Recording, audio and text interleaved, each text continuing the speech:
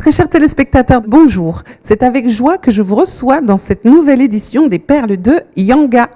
Aujourd'hui, ma perle du jour est une femme formidable. Elle est jeune, elle est belle, elle est dynamique et elle entreprend. Elle aime promouvoir la culture et la beauté de la femme africaine à travers son association Probec. Elle est la présidente du comité d'élection Miss Cameroun France, mais elle est également réalisatrice. Son dernier documentaire s'intitule Sur mes pas. C'est dans le 20e arrondissement de Paris que nous avons rendez-vous. Nous allons assister aux répétitions des candidates et nous avons trouvé un petit coin de nature pour notre causerie. Allons tout de suite rencontrer ma perle du jour. Elle s'appelle Madeleine Autet.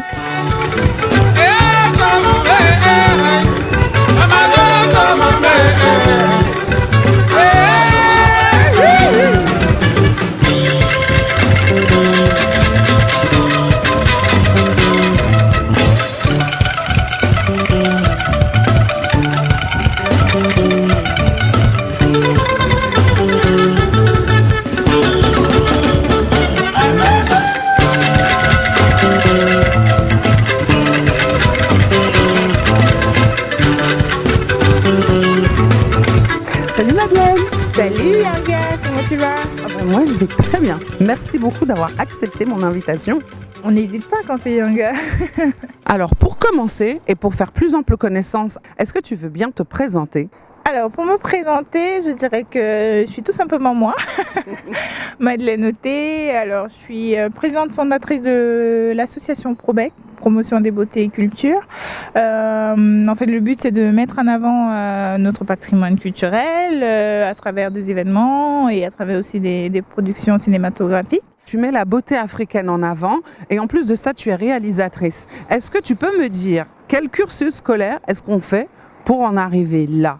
Moi, j'ai fait un bac littéraire avec option cinéma parce que j'étais déjà fan de cinéma étant au collège.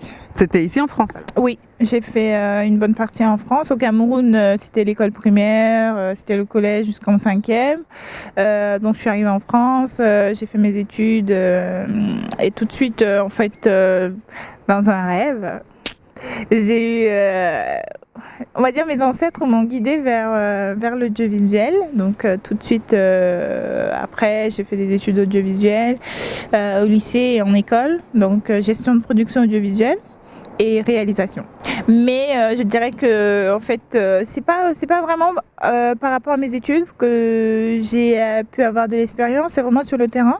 Donc je dirais aux gens allez à l'école, c'est bien d'avoir le côté théorique, mais c'est beaucoup mieux d'avoir la pratique, de pratiquer soi-même, de prendre sa caméra, de prendre comme tu fais en fait, de prendre ta caméra, ton micro et d'aller au contact des gens pour pouvoir vraiment faire ce qu'on aime faire. Tu as fait un documentaire qui s'appelle Sur mes pas. C'est de la transmission. Le documentaire, il passe par la danse, par le conte, la musique et la médecine traditionnelle. Donc, ce sont des sujets qui me tiennent à cœur. L'art culinaire aussi. Oui, l'art culinaire, parce qu'on aime manger, hein, c'est clair.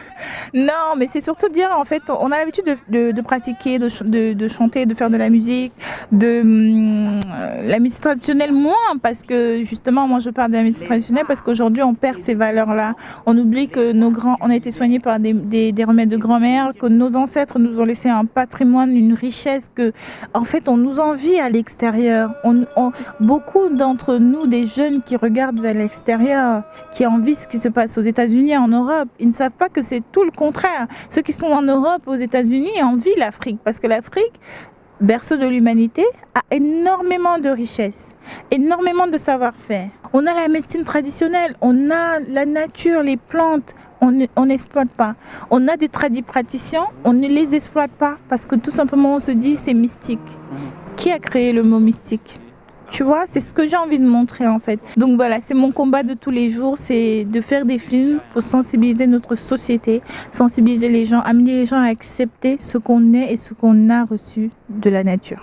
Et par rapport à Probec, puisque c'est une association et tu es la fondatrice du comité Miss Cameroun France, qu'est-ce qui t'a inspiré de monter cette association et de valoriser comme ça la beauté africaine?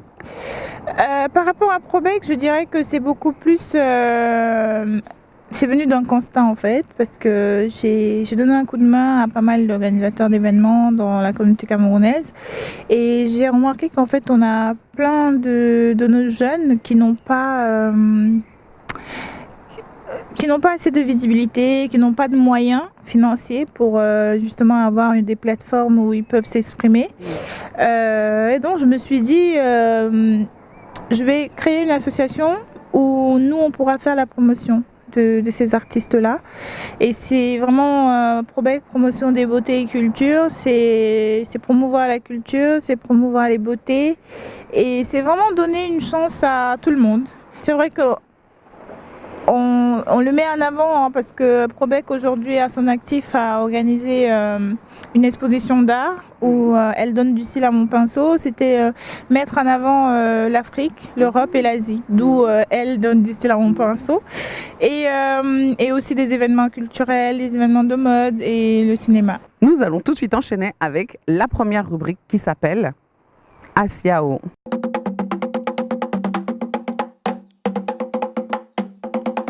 Dans cette rubrique, Madeleine, je vais te demander de me raconter une histoire. Raconte-moi une anecdote de ta vie professionnelle ou personnelle, une histoire dans laquelle tu t'es sentie seule au monde, quelque chose de honteux ou qui t'a mis très mal à l'aise. Et voilà. Tu es sûre ?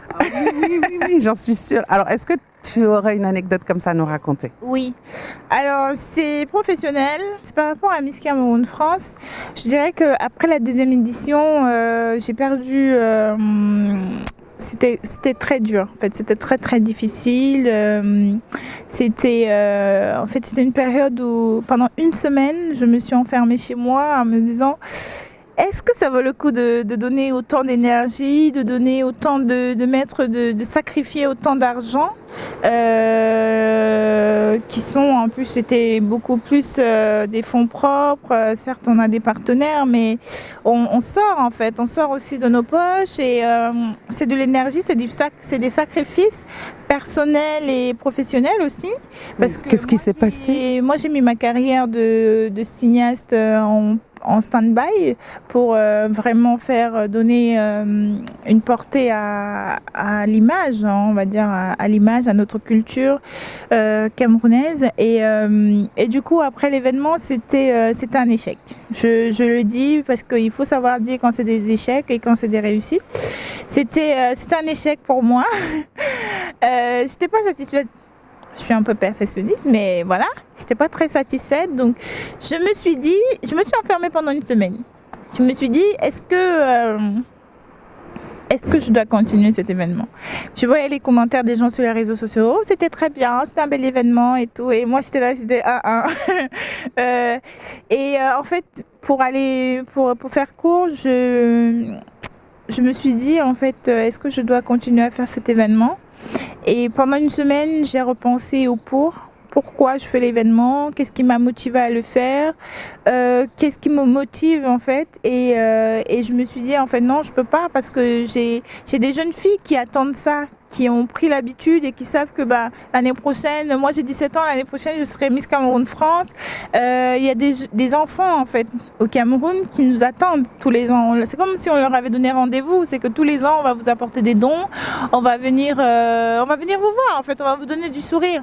Et donc du coup pour me relever parce que vraiment je me suis enfermée, donc du coup je me suis sentie seule. Et je donnerai un conseil, c'est que quand on ne va pas bien, il faut aller vers nos proches parce que la vie n'est pas finie hein.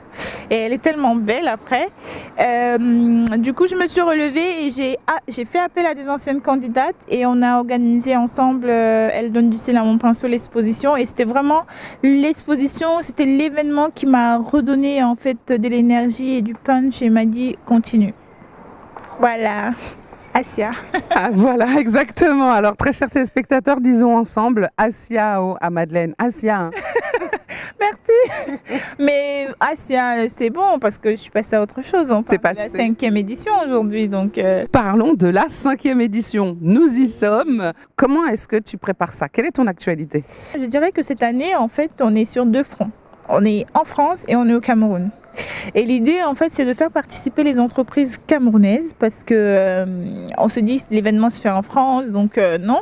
Sauf qu'il y a pas mal de Camerounais de la diaspora qui ont des entreprises au Cameroun et donc qui ont besoin de notre public. On a cette visibilité-là qu'on peut leur donner. Et en plus, cette année,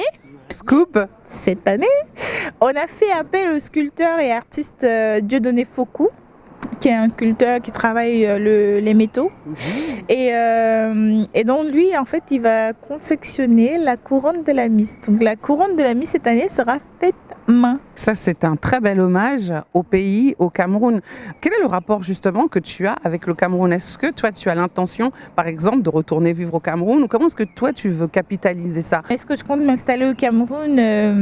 Je dirais que pour l'instant, c'est pas dans mes projets. Pour l'instant, je suis vraiment dans une passerelle entre le Cameroun et la France et l'Afrique aussi, parce que mes productions cinématographiques aujourd'hui, je m'ouvre à l'Afrique parce que voilà, je me sens en fait universelle. Les jeunes filles, comment est-ce que tu les sélectionnes? Donc elles postulent, après il y a une présélection en fonction, parce qu'on est très regardant sur le physique, les artifices, pas de tatouage, pas de décapage de la peau. On veut la femme africaine naturelle. Donc tu fais attention aux valeurs aussi qu'elle véhicule? Exactement. Et les cheveux, pareil, cheveux naturels. Il faut mettre en valeur nos cheveux naturels. En parlant de cheveux naturels, qu'est-ce que tu as fait à tes cheveux? Non, en fait, non, j'ai rien fait. Ce sont mes cheveux. Hein. Moi, je sais que ce sont tes cheveux. Ouais, t'as lissé ou t'as défrisé? Non, c'est pas le défrisage. Si je mets une goutte d'eau là, tu verras que... La France. Voilà, les Jackson 5 reviennent. Alors, revenons aux Miss. Oui, il faut savoir que dans une élection de Miss, si on vient représenter la femme africaine, avec ses valeurs, c'est représenter la femme africaine à l'état brut. Ça veut dire avec son afro, avec les traits sans fil, voilà. Et donc c'est ça. Et qu'est-ce qu'elles reçoivent, les Miss? Celle qui est élue, nous la soutenons, le comité, jusqu'à la réalisation de son projet au Cameroun. Ça veut dire que nous prenons en charge son déplacement, son hébergement et tout le reste. C'est une grande aventure pour la plupart de ces jeunes filles qui peut-être ne sont pas nées au Cameroun ou qui peut-être n'ont même jamais mis les pieds là-bas encore. C'est exactement ça en fait le but de Miss Cameroun France, parce qu'on se demande pourquoi Miss Cameroun France. Parce que déjà Miss Cameroun France, c'est pour donner justement la chance, l'opportunité à ces jeunes filles qui vivent en France de pouvoir porter en fait le Cameroun, parce que la couronne qu'elle porte, c'est une charge, c'est un patrimoine qu'elle porte. C'est pouvoir valoriser ce patrimoine, c'est pouvoir le défendre, c'est pouvoir donner envie aux gens, parce que c'est aussi une ouverture au tourisme. Madeleine, il nous reste une dernière rubrique dans laquelle je vais te demander quelque chose de très particulier. Tout de suite, le jeu.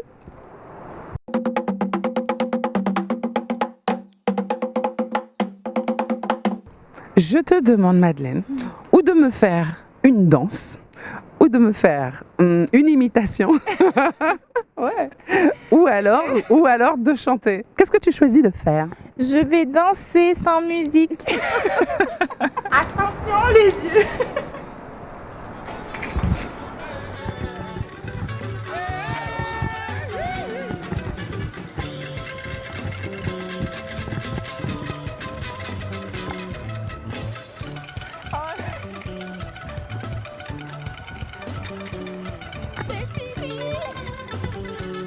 Très chers téléspectateurs, merci de nous avoir suivis. Je vous dis à très bientôt pour une nouvelle édition des Perles de Yanga.